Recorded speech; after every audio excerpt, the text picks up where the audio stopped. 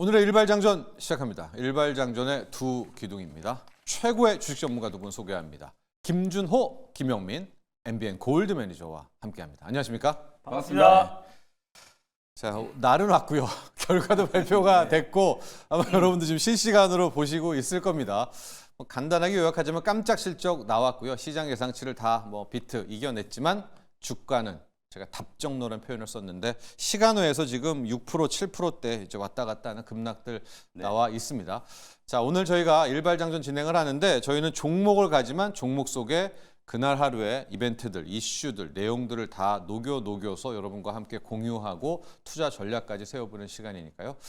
저희 오늘 엔비디아에 대한 이야기, 현대차에 대한 이야기, 유한양행 수급에 대한 이야기 다 몰아 준비하고 있거든요. 계속해서 일발장전과 함께 하시면은 종목과 이슈, 매크로까지도 함께 확인하실 수가 있습니다. 자, 바로 들어가죠. 준호 매니저. 네. 오늘의 일발 종목 뭘로 갑니까? 오늘 일반 종목은 좀 시장의 어떤 풍파를 좀 피해갈 수 있는 기업을 준비했습니다. 어제 슈퍼마이크로 컴퓨터가 이미 장 시작하자마자 연차 보고서 제출을 좀 지연을 하면서 맞아요. 주가가 장중에 거의 한 25% 가까운 좀 하락이 나와줬고 시간 내에서도 빠지면서 전체적인 이제 반도체의 투심을 좀 악화시켰는데 뭔가가 있었죠. 네, 맞습니다. 그래서 이 장 마감하자마자 다시 한번 엔비디아 실적 발표가 나오면서 실적은 너무나 좋았고요. 네. 그래서 시장 예상치를 다 상회를 했고 다만 3분기 이제 매출 가이던스가 총 이윤율이 75%가 나왔는데 일단 시장의 월가 예상치가 한 75.5%였어요. 그래서 그거보다 조금 나았다는 이유로 빠졌지만 이미 그 전부터 슈퍼마이크로 여파로 이미 반도체 섹터의 투심이 안 좋았고 또 엔비디아가 그동안 거의 직전 고점 부분까지 다 올라왔더라고요. 그래서 이미 실적에 대한 기대치는 충분히 반영된 게 아닌가라는 관점에서 오늘 약간 세론 관점에서 좀 차익 매물이 나오지 않고 있나 보고 있습니다. 그래서 오늘 좀 반도체 섹터의 어떤 이제 하락은 좀 피해갈 수 없는 부분이고 그러다 보니까 그 다음 어제 같은 경우는 아까 말씀하셨던 것처럼 유한양행이 시장의 주인공이었다면 오늘은 그래도 현대차 인베스트데이 이후에 다시 한번 자동차 쪽도 우리가 좀 관심을 가져야 맞습니다. 된다. 그래서 제가 여러 이제 섹터별로 많은 이야기들이 있었잖아요. 그래서 준비를 했었는데 결국에는 교집합적인 요소로 현대차가 가장 큰 수혜다라는 관점에서 현대차를 오늘 한발 종목으로 준비해 봤습니다. 좋습니다. 오늘의 일발 현대차입니다. 어저께 3시에 CU 인베스트데이가 진행이 됐어요. 그래서 현대차가 2033년까지 120조 5천억을 투자를 하겠다라고 밝혔고 내년부터 이제 배당금이 25%로 확대를 하고요. 4조 원 규모의 자사주 매입도 하겠다고 밝혔습니다. 그래서 사실 이제 밸류업 프로그램에 있어서 가장 핵심 수혜주가 이제 현대차 그룹이 될 가능성이 높다라고 말씀드렸었는데 중장기적으로 좀 매출도 꾸준하게 성장하고 있고 또 밸류업 프로그램의 가장 핵심 수혜주가 현대차가 될 수 있다라고 보고 있어요. 거기다가 여러 가지 이제 발표가 있었었는데 최근에 이제 전기차 화재 논란으로 인해서 열폭주 방지 기술을 이제 개발을 하겠다라고 밝혔고 또 배터리 역량을 내재화하겠다라는 발표가 있었고요. 특히 이제 BMS 배터리 매니지먼트 시스템을 통해서 앞으로 좀 배터리 이상을 초기에 감지하고 이게 좀 기술이 조금만 더 고도화되면은 사실상 화재가 나기 이틀 전부터 이제 운전자에게 알림 서비스가 나올 수 있대요. 그래서 BMS 관련된 개발을 더욱더 확대하고 셀갈 열 전이 방지 기술을 개발을 적용하겠다라고 발표했고요. 또 자율주행 관련된 이슈가 있었었는데 자율주행 관련해서 소프트웨어 중심의 그 SDV 전환. 왜냐하면 SDV 전환이 돼야지 자동차 OTA 무선 업데이트 서비스가 가능하고 그리고 무선 업데이트 서비스가 돼야 꾸준하게 자율주행 관련된 성능을 업데이트화 될 수가 있기 때문에 결국 자율주행 되기 이전에 SDV 전환이 돼야 되기 때문에 제가 예전에도 현대오토 에버를 좀 말씀을 드렸던 것도 있었었는데 이 다양한 이제 모빌리티 사업 또 자동차 소프트웨어화 관련해서 신사업 지속을 추진하겠다라는 발표가 있었고요.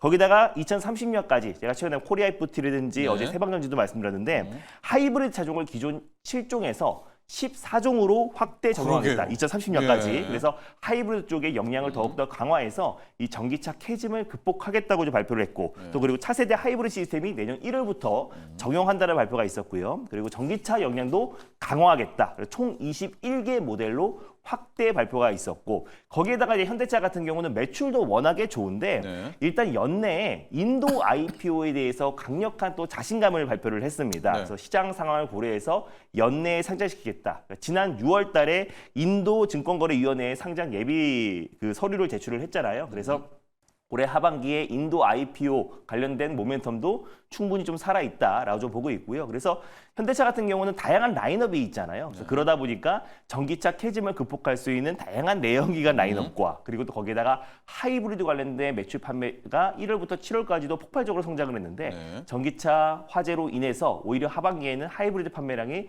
더 급증할 요소가 있다라고 보고 있고요. 뭐가 됐든 간에 또 올해 하반기에 또 이제 미국의 조지아주 전기차 전용 공장이 완공을 또 앞두고 있는 시점이잖아요. 그랬을 때 IRA 관련된 보조금 혜택도 저는 충분히 받을 수밖에 없다고 봐요. 근데 그 과정에서 약간의 뭐 노이즈 나오고 환경 규제 관련된 얘기가 나왔었는데 시장에서는 크게 개의치 않는 모습이고. 조지아 주정부는 현대차 편이잖아요. 맞습니다. 그리고 또 이게 현대차만의 문제도 아니고 사실 이제 글로벌 완성차 업체들 미국 현지에서 이제 공장을 운영하는 모든 기업들에 해당되는 부분이다 보니까 그게 현대차의 어떤 직접적인 악재라고 좀 보고 있지는 않습니다. 그래서 일단 뭐 실적적인 부분 또 그리고 또 이제 최근에 AI 반도체와 엔비디아의 어떤 하락으로 수급이 이동되었을 때 전일 이제 바이오와 또 이제 자동차 같은 경우는 특히나 또 이제 금리 인상의 최대 피해 섹터였잖아요. 근데 이제 9월부터 금리 인하가 이제 본격적으로 진행된다고 하더라도 결국 자동차 섹터의 수급이 이동될 수 있고 또 밸류업 프로그램뿐만 아니라 아까 말씀드렸던 뭐 하이브리드, 전기차 폭주 여러 가지 영향을 봤을 때 현대차가 그래도 안정적인 시장의 하락을 방어해주진 않을까. 주도주 역할은 안 하더라도 시장의 하락은 충분히 방어해줄 수 있다는 관점에서 오늘 현대차를 탑픽 종목으로 꼽아봤습니다. 어제 진짜 인베스터 데이에서 저희가 얘기는 많이 했지만은 이렇게 종합 선물 세트를 줄지는 몰랐습니다. 우리 준호 매니저가 잘 이야기를 주셨지만은 전기차에 대한 비전 얘기했고요. 하이브리드도 굉장히 강조를 했고요. SDV, 현대 오토에버 많이 얘기했었던 이제 소프트웨어 디파인드 비클입니다. 소프트웨어 체계로 갖춰놓고 이제 그다음 자율주행 가겠다. 맞습니다. 이 비전도 있었죠. 거기에다가 인도 IPO 얘기, 아마 보스턴 다이너믹스도 상장할 것 같아요. 뭐 이런 얘기. 거기에 주주환원으로 가면은 번 돈의 35%를 배당한다거나 태운다. 뭐 이거 너무나 좋아요. 이거 참 근데 어제 한 4%가 3시부터 이제 오르긴 올랐는데. 약간 이제 국장의 제가 어떤 오래 몸으로서 이거 너무 완벽한데 오늘 가격 전략 어떻게 해야 돼요? 이거 너무 완벽한데요, 현대차. 일단 모든 게 완벽합니다. 모든 게 완벽해요. 그리고 맞아요. 그리고 약간의 피난처도 충분히 될 수 있다고 보고 오늘 있고요. 같은 날이어서 맞습니다. 너무 좋은데. 그래서 일단 뭐 여유 있게 매수가는 네. 뭐 현재가 25만 9천 원으로 일단 매수를 하셨으면 좋겠고 일단 목표가는 저는 그래도 중장기적으로 올해 하반기에는 이 직전 고점은 충분히 돌파하지 않을까 좀 보고 있어요. 그래서 한 30만 원 수준이 직전 고점이었는데 33만 원을 일단 1차 목표가로 한번 제시해 보도록 하겠고 손절 라인 때는 22만 원 직전 저점을 손절 라인대로 설정해 드리도록 하겠습니다. 그렇습니다. 현대차입니다. 어제 발표에 따르면 앞으로 현대차가 최소 연간 10,000원을 배당한다고 했잖아요. 지금 20만 원대니까 맞습니다. 뭐 현대차 같은 제조업은 해야 되나요? 뭐 그런 회사가 지금 5%의 배당 수익률을 준다. 근데 너무 좋다는 거 하나. 그래서 약간 걸리지만은 그래도 이 정도에서 또 밀면 안 되죠. 아무리 국장이어도. 자, 현대차 봤고요. 영민 매니저, 오늘 현대차 언급 정말 많이 나올 것 같아요. 어떻게 보셨으면 또 뭘로 갖다 붙이겠습니까? 참 좋은 걸 그냥 우리가 좋게 받아들일 수 있어야 되는데 하도 우리가 이제 통수를 많이 받다 보니까 뭐 어쨌든 뭔가 좀 의심의 눈초리가 있는 건 그것 때문이겠죠. 이미 상당 부분은 뭐 알려져 있던 이제 뭐 이미 자사주 매입이라든지 또 배당 확대라든지 이런 것들이 이제 밸류업과 관련된 그 이슈에 엮이면서 현대차가 공공연하게 이미 이제 그런 주주 친화 정책을 확대하겠다라는 걸 얘기를 해왔기 때문에 기대했던 수준의 이제 정책들이 이제 발표가 된 거예요. 다만 우리가 아무리 기대했다라고 하더라도 그 의미를 그냥 뭐 퇴색시키는 건 안 되잖아요. 그래서 말씀해줬던 것처럼 시가 배당률로 따지면은 거의 뭐 한 4%대 뭐 그 정도 수준의 이제 배당을 준다라고 하는 거니까 굉장히 좋은 거고 우리나라 기업들이 사실 전통적으로 이 배당에 너무 좀 보수적이었기 때문에 그런 부분들에 대한 이제 인식을 바꿔 나가고 있는 걸 주도하고 있는 게 이제 현대차다. 특히 금융업종, 은행주들이 배당 많이 주는 거하고 이런 제조기업이 배당 많이 주는 거 저는 차원이 다른 거라고 보거든요. 그렇기 때문에 그 부분에 대한 이제 좀 인정을 좀 해줘야 되지 않을까. 주가도 이미 한 2개월 가까이 이제 기간 조정, 가격 조정을 충분히 좀 거친 상태이기 때문에 방금 김준호 매니저님 잘 말씀해줬던 것처럼 향후에 현대차는 이 성장성 그리고 지금 뭐 수요 둔화에 대한 이제 캐즘 때문에 좀 고생을 하고 있지만 전기차 쪽도 지금 거의 20조 원 이상 지금 투자를 지금 하고 있다라는 얘기들이 나오고 있거든요. 그런 부분들을 감안하면 하면 현대차야말로 미래의 어떤 성장 비전을 가장 확고하게 밀어붙이고 있는 맞습니다. 글로벌 자동차 기업이 아닐까. 그래서 오히려 도요타하고 비교해 보면 아직도 현대차는 굉장히 좀 저평가다. 그래서 저는 붙이는 종목으로 저도 현대차를 말씀드리고 싶지만 어쨌든 제가 계속 그동안에 자동차 부품주들 얘기할 때마다 저는 차라리 완성차, 현대차, 기아를 보시는 게 좋을 것 같다라는 의견을 좀 지속적으로 네. 드렸으니까 오늘도 마찬가지인데 다만 이제 오늘은 김종현 매니저님이 현대차 소개해 주셨으니까 저는 뭐 당연히 따라 나올 사실 저는 오늘 김종현 매니저님 자동차 종목을 하면은 오히려 현대 오토에버를 하실 줄 알았어요. 네. 그럼 제가 다시 현대차 붙여야지 이랬었는데 현대차를 얘기해 주셨기 때문에 제가 오늘은 현대 오토에버 좋습니다. SDB와 관련된 네. 뭐 현대차 그룹의 미래 성장 비전을 또 함께하는 기업이기 때문에 저는 현대 오토에버를 말씀을 좀 드리도록 하겠습니다. SDB 소프트웨어 디파인드 비클의 선봉장입니다. 맞습니다. 현대 오토에버 그게 돼야 자율주행 가는 거죠. 그렇죠. 예. 저도 사실 현대 오토모빌을 하고 싶었는데 2주 전에 이미 했더라고요. 네, 그래서 맞아요. 현대차를 바꿨습니다. 네. 맞습니다. 오늘 뭐 현대차 반응들 많이 나옵니다. 그 멋진 세상님, 현대차 우선주가 배달 수익률 면에서는 좋아요. 우선주를 뭐 보시면 좋겠습니다. 쉼님이 현대차 다 매도했는데 너무 일찍 팔았나요? 유유하셨습니다. 자, 말씀해 주셨지만 지금 10,000원을 기준으로 하면 이제 보통 줍니다. 뭐 시가 배당률 4% 5%니까 한 3분의 1로 적립을 해서 마이너스 4% 5% 나와도 네. 이거는 중립인 거 아니에요? 그렇죠. 그러니까 맞습니다. 상당히 투자하기도 편할 것 같습니다. 자, 이렇게 현대차 오늘 일발 종목 준호 매니저고요. 붙이는 종목은 SDB 소프트웨어 디파인 비클의 현대 오토에버 이렇게 이제 어제 나온 비전으로 정리를 해보고요. 그리고 아마 여러분들도 이런 반응들 많으실 줄 알았습니다. 이원롱님 오늘 엔비디아 아무리 실적 잘 나왔어도 하락했을 듯한 것 같아요. 반응 주셨고 홈런이어라 밤을 꼴딱 샜습니다. 보유자들 앞으로 어찌해야 할까요? 보유자들. 은주님 제 생각으로는 반도체 2년 기다려야 할 듯요. 1년 동안 많이 오르기도 한 게 사실 아닙니까? 이제 여러 의견들 주시고 있습니다. 영민 매니저 뭐 우리가 뭐 다 했다 뭐 이런 거 있잖아요. 네. 뭐 할 만큼 다 했잖아요. 네. 엔비디아 뭐 더 하겠습니까? 엔비디아는 진짜 네. 충분히 다 했어요. 다 했습니다. 제가 이제 여러 가지 논란들에 대해서 뭐 이 시간에 네. 다 짚어드릴 수는 없겠습니다만 간단하게 일단 좋아요. 핵심적인 네. 것들을 먼저 조금 다뤄드리도록 하겠습니다. 일단 실적 뭐 이거는 반론의 여지 없이 너무 잘 나왔어요. 네. 예상치보다 이제 상회했고 사실 3자를 넘어섰느냐 이게 이제 관전 포인트 중에 네. 하나였는데 3자 진짜 넘어섰거든요. 넘었어요. 네. 300억 달러 이제 기록을 했는데 결국 오늘 그러면 이게 왜 좋은 실적을 발표를 했는데도 불구하고 주가가 빠지느냐. 네. 일단 기술적인 측면에서 저희가 이제 항상 말씀드렸던 것처럼 엔비디아는 이미 거의 최고가 수준까지 다 올라와 있는 상태였기 때문에 사실 이제 그 주가를 최고가 140달러를 이제 뛰어넘고 올라가기 위해서는 향후에 이제 가이던스가 이제 네. 결국 중요하다라고 말씀드렸는데 엔비디아가 다음 분기 이제 매출 가이던스를 325억 달러 정도 제시했어요. 예. 요것도 평균적인 가이던스 대비해서는 조금 상회하는 숫자이긴 한데 예. 일부에서는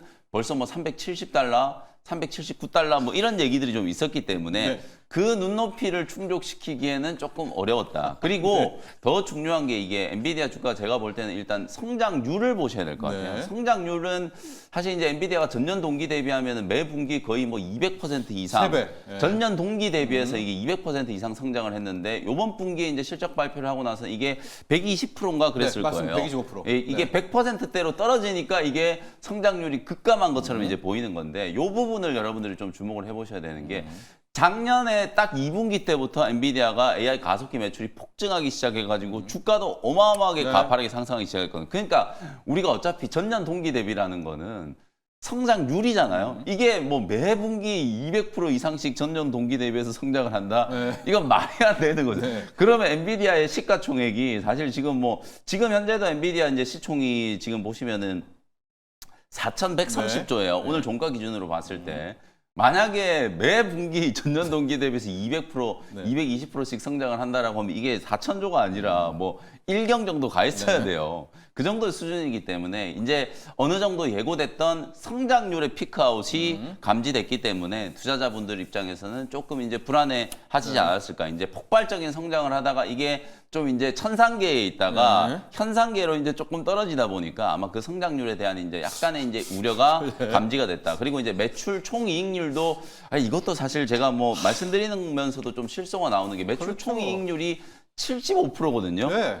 이게 매출 총이익률이라는 거는 이제 매출액을 매출 이 원가는 이제 이익에 이익 나눠서, 나오는 게 네. 이제 매출 총 네. 이익률인데 이게 75%라는 얘기는 사실 거의 이게 뭐 대놓고 그냥 그 장사를 하고 있다는 네, 얘기거든요. 초마진 근데 회사죠. 맞아요. 네. 이게 이 정도의 이제 영업 마진인데 네. 사실상 어찌 보면 이게 2분기 연속으로 좀 둔화됐다.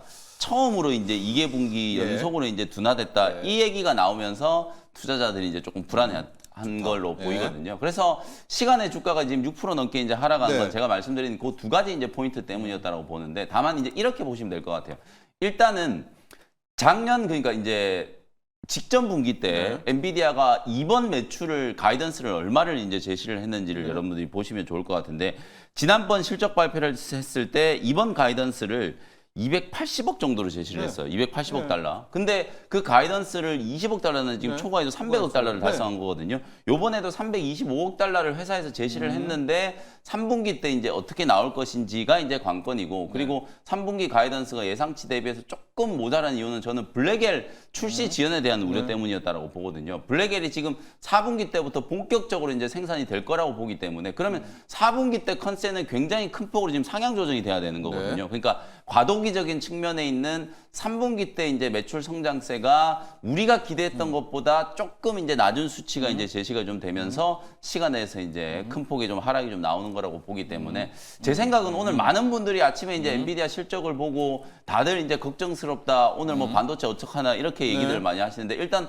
우리 메모리 기업들은 뭐 더 빠질 게 없어요. 이미 다 얻어맞은 상태이기 때문에 특히나 또 어저께 기관 투자자들이 장 막판에 이제 반도체 종목들을 이제 끌어올리면서 맞다. 오늘 만약에 개파락 한다 그러면 거의 어제 이제 오전장 정도 수준일 그렇죠. 거라고 보거든요. 네. 그 정도 수준의 저점이 만들어지고 오히려 저는 양봉 전환돼서 올라가는 종목 하락은 하더라도 개파락 출발했던 자리를 메워놓으면서 오히려 양봉 전환되는 종목들이 상당수 나올 거라고 보고 엔비디아도 오히려 내일 본장이 되면은 오늘 시간의 시장에서 빠졌던 오늘 것보다는 밤. 낙폭이 훨씬 더 축소될 거라고 보거든요. 네. 왜 제가 그렇게 생각하냐면 방금 말씀드린 것처럼 4분기 이제 블랙엘 출시에 대한 이제 명확한 이제 시기가 제시가 좀 됐고 실제로 메타라든지 마이크로소프트가 지금 블랙엘 출시와 GB200 이제 구매에 대한 이제 의향서 거의 한 10조 원 정도 이제 주문을 지금 넣어놓고 있다라고 이제 보여지기 때문에 4분기 때는 시장의 기대치보다 훨씬 더 좋은 이제 매출 가이던스가 나올 수 있다라고 보기 때문에 과도기적인 이제 측면을 이제 감안한다라고 하면 오히려 본장의 흐름은 시간에서 우려보다는 오히려 좀 불식되지 않을까. 그리고 자사주 500억 달러 이제 매수하겠다라는 것도 이것도 주목을 해야 되거든요. 이거 묻혔어요. 금액으로 따지면 66조 원 네. 정도 규모예요. 엄청나게 이제 큰 금액이기 때문에 이 자사주 매수에 대한 부분들도 주목을 좀 해볼 필요는 있다. 이렇게 말씀을 좀 드리겠습니다. 좋습니다. 영민 매니저.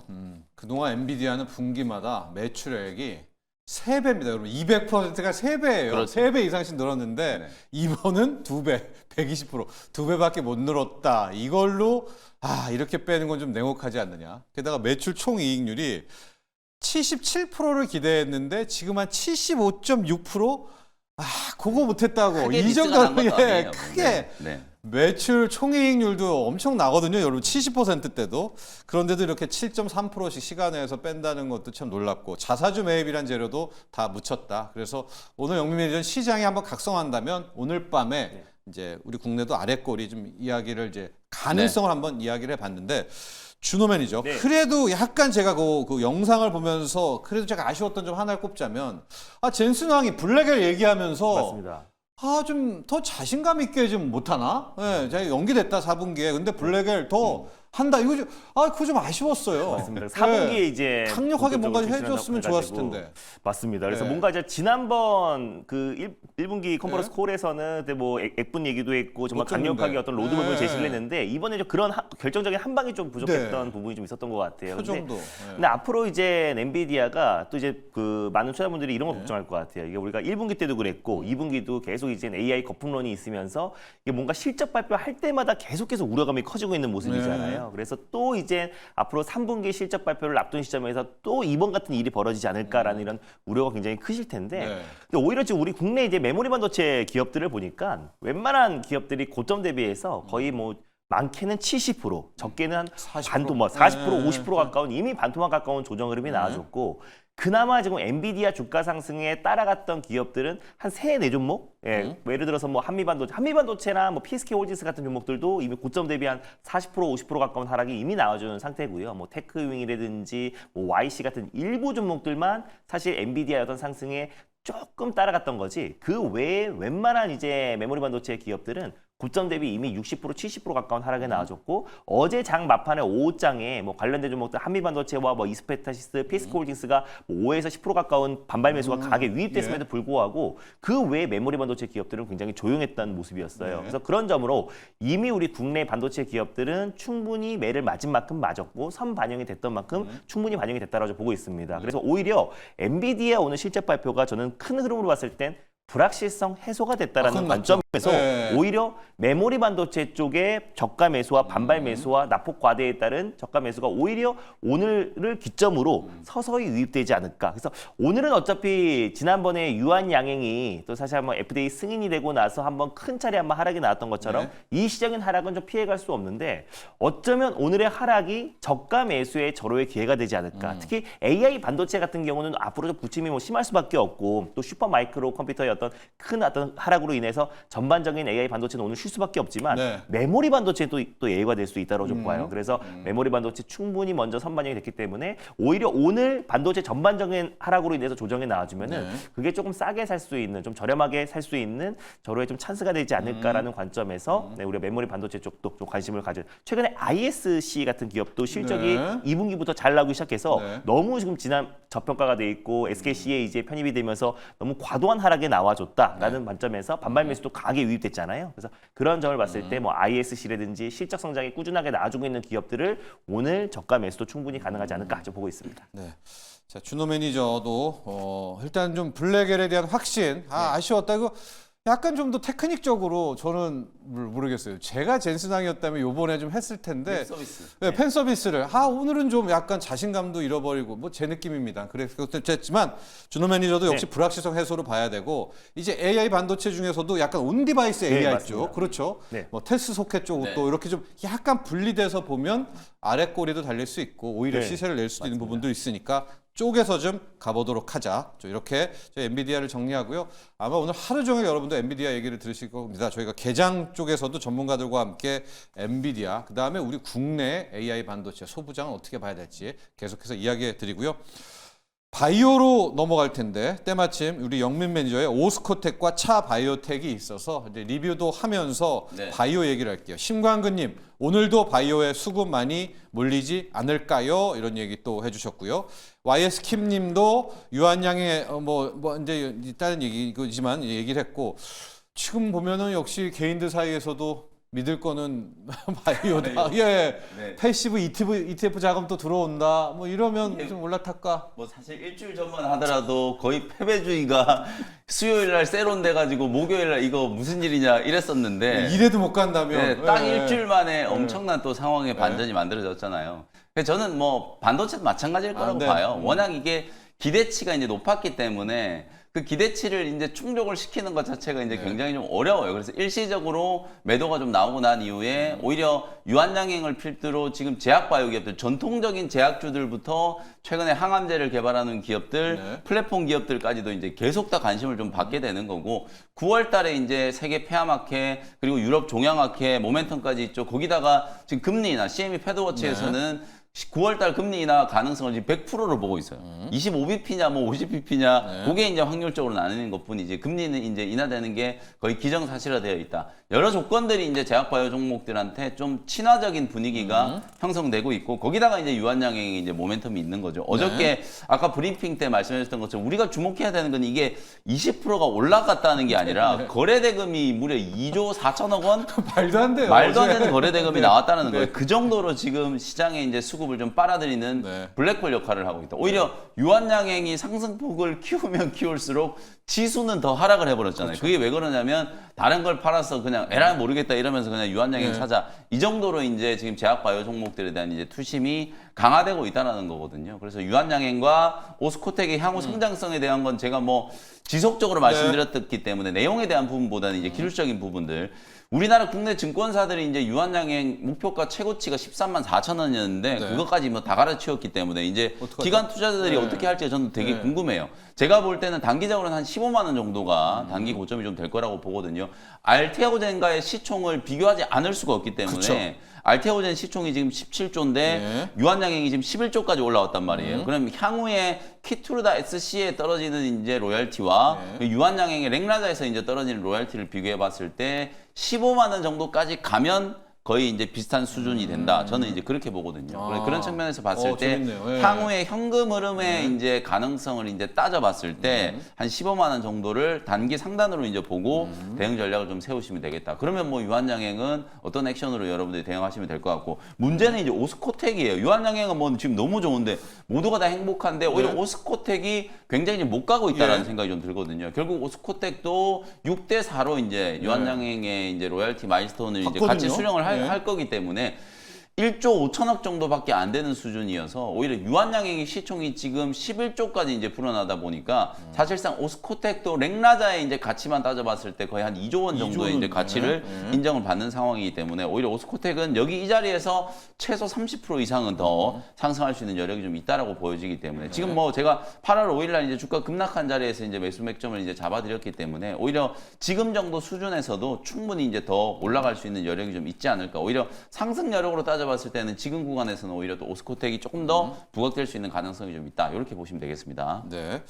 일단 유한양행 15만 원 이야기를 해주셨는데 알테오젠과 이제 비교를 영민 매니저가 했습니다. 지금 알테오젠의 시가총액이 17조, 네. 16조 정도가 되니까 물론 알테오젠이 30% 들어올지 40% 들어올지 뭐 50% 들어올지 네. 모릅니다만 어쨌든 시장 평균값과 유한양행이 받을 돈을 비교해 봤을 때 유한양행 한 15만 원 그렇죠. 정도까지가 있다. 그다음에 시장이 약간 모르고 계시나요? 오스코텍도 돈을 받습니다, 여러분. 네. 6대 4로 받는데 약간 지금 오스코텍이 저평가되어 있다. 시총 한 2조 원대. 오스코텍이 한 1조 5천억 정도 맞습니다. 되잖아요. 그러니까 네. 그 정도 여력까지도 한번 오스코텍도 이제 기계적으로 기술적으로 한번 맞춰보시라. 이렇게 유한양의 오스코텍 이야기를 해주셨고요. 준호 매니저, 네. D&D 파마텍 이제 리뷰를 맞습니다. 가보면서 바이오의 흐름도 좀 바뀌고 있는 것도 같거든요, 솔직히. 맞아요. 삼바 또 ST팜 네. 이렇게 네. 돈 들어오는 대로 좀 가는 것도 있어요, 솔직히. 맞습니다. 네. 일단 어제 사실 뭐 유한양행이 올랐다고 해서 바이오 섹터가 전반적으로 다 오르지는 않았어요. 그래서 뭐 유한양행 오르면서 오스코텍이 한 7, 8% 정도 좀 따라 올라갔고 또 그리고 뭐 아까 말씀드렸던 에스팜이라든지 네. 바이넥스 정도가 네. 오전장에 좀 강했다가 그 상승폭도 좀 오후장에 윗꼬리. 반납했습니다. 근데 그래도 좀 강했던 종목 중에 하나가 D&D 파마텍이 네네. 아니었나 네. 보고 있습니다. 비만 치료제 관련해서 일리아 릴리도 이제 마운저로 관련된 가격을 좀 인하하겠다라는 이제 발표가 나와주면서 전반적으로 이제 비만 치료제 시장의 어떤 대중화와 그리고 또 아까 말씀드린 경구용 치료제 시장에 대한 기대감 이런 것들이 좀 적용이 되면서 D&D 파마텍 같은 경우는 이 경구용 치료제 쪽에서는 국내에서 좀 독보적인 또 기술력을 좀 가지고 있는 기업이기도 하고 이미 그 기술력이 비파마로부터 이미 기술 이전을 한번 성공했던 기업이다 보니까 어제 조금 이제 시세가 좀 세게 분출됐습니다. 장중에 한 18.81%까지 좀 상승이 나와줬고요. 그래서 어제 이 상승 이유가 최근에 이제 펩트론이 유상증자를 했잖아요. 그래서 원래 같았으면 펩트론이 좀 강하게 올라가줬어야 되는 건데 유증 이후에 약간의 좀 이제 매물 소화 과정이다 보니까 네. 펩트론보다는 D&D 파마텍이 좀 탄력적으로 움직였고 최근에 이제 보호회수 물량도 거의 다 풀려버렸거든요. 그러다 보니 이미 좀 악재들이 선반영되었던 D&D 파마텍이 조금 더 가볍게 올라가지 않았나라고 좀 보고 있습니다. 다만 D&D 파마텍이 전일 좀 강하게 움직였고 경구용 치료제 종목들이 움직였다라는 거는 결국 펩트론 같은 대표적인 또 이제 1개월 재원 변경 관련된 기술력을 가지고 있는 기업들이 결국 저는 수혜를 받을 수밖에 없다라고 좀 봐요. 그래서 올라갈 수 있는 가장 결정적인 이유는 이제 뭐 일렐리와 노보디스크의 어떤 기술 이전이 성사가 됐을 때 정말 다시 한번 비만 치료제 쪽도 우리가 좀 관심을 가져야 되는 건데 이미 지금 이제 바이오 업종 자체가 이제 그 훈풍의 수급이 탔죠. 좋아지면서 그 전부터 이제 계속해서 이제 관심을 이끌어왔다. 바이오 섹터가 좀 투심이 안 좋았을 때도 비만 치료제 쪽은 좋았잖아요. 그래서 그런 관점에서 이 비만 치료제의 어떤 순환매는 계속 이어질 수밖에 없다. 그래서 경구용 쪽에서는 D&D 파마텍이 기술적인 부분에서 좋고 그리고 또 여전히 저는 펩트론도 유증 이후에 더 이상 추가적인 저는 악재가 오히려 없다고 봐요. 그래서 이미 1,200억 규모의 유상증자를 했기 때문에 앞으로 추가 유증에 대한 검역, 다른 어떤 바이오 기업들을 이제 언제 갑작스럽게 유상증자라든지 대규모 시비를 할지 그런 리스크가 있잖아요. 네. 근데 아무래도 늘 있어요. 팩트로는 이미 폐뇨역을 인증을 했고 매를 맞았으니까. 맞습니다. 네. 그럼에도 불구하고 주가 하락폭은 굉장히 제한적이었어요. 그래서 그런 점은 여전히 이제 기술 이전에 대한 가능성이 높기 때문에 네. 시장의 어떤 하락도 제한적이었다. 웬만하면 1,200억 규모의 거의 그 시총이 한 10% 가까운 유증을 했을 때는 20% 이상의 하락이 나와준 게 원래 국룰인데 네. 이미 10% 정도의 하락이 나와준 상태에서 안정적인 흐름이 나왔다라는 거는 펩트론과 또 그 시장에서 비만 치료제에 대한 관심이 여전히 뜨겁다라는 반증이다라고 보고 있습니다. 그래서 D&D 파마텍도 저는 굉장히 좋게 보고 있고 특히 경구용 치료 쪽에서는 이 시장이 만약에 상용화되면은 사실 그 기업이 이 비만 치료제 시장을 독점할 수밖에 없다고 좀 봐요. 그래서 일주일에 한 번이든 한 달에 한 번이든 그리고 매일이든 이 주사를 매번 내 배에다가 주입한다는 게 보통 일이 아니거든요. 그래서 이게 경구용 시장은 결국 그 비만 치료 시장에 독점할 수밖에 없다. 그 관련된 기술력을 노보디스크보다 10배 이상의 흡수율을 보였던 게 D&D 파마텍이다라는 거를 관심 있게 보셨으면 좋겠습니다. D&D 파마텍. 그 먹는 약 훨씬 더 힘들 텐데. 맞습니다. 일단 시장은 인정을 한다. 네. 오늘도 한번 보시죠. 약간 근데 큰 흐름이 이런 삼바 맞아요. 따박따박이로 ST팜, 맞습니다. 바이넥스 쪽으로 좀 그렇죠. 가고 있는 것도 맞아요. 네. 제약 같은 것도 이제 돈 들어오는 쪽으로만 가고 있는데 고라인과 함께 네. 이런 좀 D&D 파마텍, 펩트론 정도의 기술력까지도 함께 맞습니다. 주목해보라. 이렇게 저희가 바이오까지 정리를 해봤고요. 영민 매니저의 일발장전 종목으로 가야 되는데 제가 네. 아까 이제 약간 컨닝을 했거든요. 네. 우리 영민 매니저 멋지다. 대단하다. 제가 이제 그런 이야기 네. 우리 제작팀한테 했어요. 네. 오늘 같은 날 이 종목으로 승부한다? 네. 좋은데요? 저는 가볼까요? 제가 계속 지속적으로 여러분들께 네. 2주 전부터 이번 엔비디아 실적 발표의 관전 포인트는 숫자가 아니고 메시지다. 네. 왜냐하면 숫자 자체는 이미 뭐 가이던스도 계속 상향 조정되고 있고 네. 기대치가 뭐 하늘 끝까지 천상계로 네. 이제 올라가 있는 상태였고 그리고 엔비디아도 그 기대치 덕분에 거의 최고가 수준까지 주가가 왔고. 올라와 있는 네. 상태였잖아요. 그러니까 어떤 숫자 우리가 이제 이렇게 주식에 뭐 가정은 없지만 어떤 숫자를 발표했더라도 과연 엔비디아의 주가가 올랐을까? 답정너. 이걸 생각해 보시면 네. 될 것 같아요. 그래서 제가 이제 말씀드렸던 것은 내일 본장에 이제 엔비디아 이제 흐름을 보시는 게 좀 중요할 것 같고 시간에서 뭐 6% 7% 이제 빠지는 거 네. 크게 우려하지 않으셔도 될 것 같다는 느낌이고 방금 전에 제가 아까 숫자를 쭉 말씀드렸던 이유가 엔비디아는 매 분기 본인들이 제시했던 가이던스도 계속해서 뛰어넘고 있고 뭐 시장의 가이던스뿐만 시장이죠. 아니라 본인의 가이던스까지 계속 이제 비트를 하고 있는 상황이기 때문에 사실상 뭐 3분기에 대해 제가 말씀드렸던 것처럼 4분기 때부터 본격적으로 이제 블랙에를 이제 공격적인 이제 공급을 해야 되는 상황이기 때문에 3분기는 조금 과도기적인 측면 거기다가 이제 성장률의 함정 네. 아까 매출 총이익률이 77%가 아니라 75%라서 이게 빠져야 되고 그다음에 전년 동기 대비해서 성장률이 200%가 아니라 120%이기 때문에 빠져야 되고 네. 성장률의 이제 함정에서 우리가 조금만 좀 벗어난다라고 하면 오늘 오히려 저는 HBM 수혜주들 오히려 블랙엘 출시가 뭐 큰 결함이 있었던 게 아니다라는 아니라. 우려는 네. 말끔하게 이제 해소가 됐고 4분기 나와요. 그렇죠. 네. HBM 공급과 관련된 불확실성도 확실하게 해소가 됐기 때문에 그간 이제 제기돼 왔던 우리 SK 하이닉스와 삼성전자 그리고 HBM 시장에 대한 이제 우려들이 오히려 이번 실적 발표를 통해서 해소가 됐다라고 본다. 네. 그렇다면 뭐 오늘 좀 개파락 출발한다라고 하더라도 오늘은 이 HBM의 낙수 효과가 기대되는 종목을 좀 공략을 해야 되지 않겠는가. 8월 20일 날 제가 이제 PSK 홀딩스 말씀드렸는데 어저께 11% 올랐잖아요. 오늘 좀 밀린다라고 하더라도 사실 어제 장중에 이제 저점 정도는 이제 충분히 이제 지지가 좀 될 거라고 보고 그런 측면에서 제가 오늘 준비해 온 종목은 테크윙이라는 종목이에요. 네. 그래서 테크윙 일단 차트를 먼저 좀 보고 말씀을 좀 드릴 텐데 가보죠. 아니 뭐 빠질 게 없어요. 이미 다 얻어맞은 상태이기 때문에 주가는 이미 8월 5일 날 폭락했던 정도 수준밖에 안 되는 위치에 예. 있거든요. 그러니까 기대치도 이제 다 어느 정도 이제 조정이 좀 되어 있는 상태고 그동안에 이제 제기되어 왔던 AI 산업에 대한 여러 가지 우려들, 메모리 이제 특히 HBM에 대한 여러 가지 이제 논란들도 이미 테크윙 주가에는 다 반영이 되어 있는 상태이기 때문에 만약에 오늘 엔비디아 주가가 시간에서 하락한다는 이유 때문에 테크윙 주가가 빠져서 이제 출발을 하면 그때가 이제 매수 기회가 될 수 있다라는 컨셉이에요. 그래서 제가 조금 이따 가격 전략 제시해 드릴 때 가격을 여러분들이 좀 잘 참고하시면 될 것 같고 테크윙 얘기를 조금 해드리면 어쨌든 뭐 테스트 장비 만드는 기업이에요. 근데 이제 최근에 이제 테크윙이